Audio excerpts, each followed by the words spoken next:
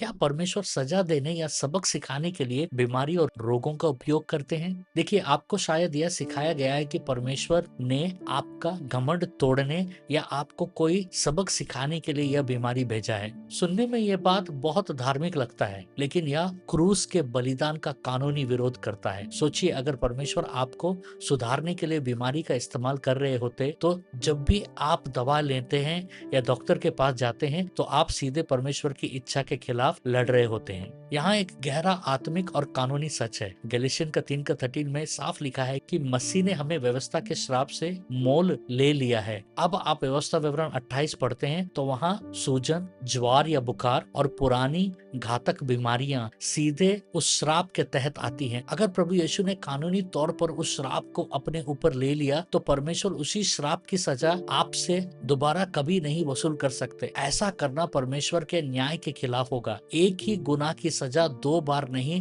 दिया जा सकता, एक बार मसीह को और एक बार आपको। प्रभु यीशु के जीवन को देखिए। प्रेरितों का काम 10:38 कहता है कि वह भलाई करता और उन सबको चंगा करता रहा जो शैतान के सताए हुए थे। प्रभु यीशु ने कभी किसी को सबक सिखाने के लिए कोड़ या अंधापन नहीं दिया। उन्होंने बीमारी को हमेशा एक दुश्मन का हमला माना, ना कि परमेश्वर का कोई सजा। हाँ, पिता हमें ताड़ना देते हैं, इब्रानियों 12 हमें यह बताता है, लेकिन वह ताड़ना बच्चों को अनुशासन सिखाना, ना कि अपने ही बच्चों के खिलाफ बीमारी का हथियार इस्तेमाल करना। तो जब बीमारी हमला करे, तब आपको क्या करना चाहिए? परमेश्वर के सामने गिड़गिड़ाना बंद कीजिए कि वह आपको सजा दे रहा है, और क्रूस की वाचा की सीमा रेखा को लागू करना शुरू कीजिए। पहला पतरस 2:24 कहता है, उसी के कोड़े खाने से तुम चंगे हुए। उस बीमारी को अपने पिता की तरफ से कोई सबक मत मानिए, बल्कि उसे अपने शरीर पर, जिसे मसीह के लहू से खरीदा गया है, एक गैर कानूनी घुसपैठ समझिए। अधिकार के साथ खड़े होकर उस बीमारी को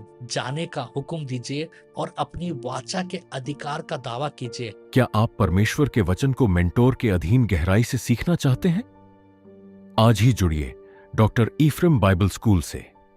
deep Bible truths, mentorship, ministry training, questions और गाइडेंस।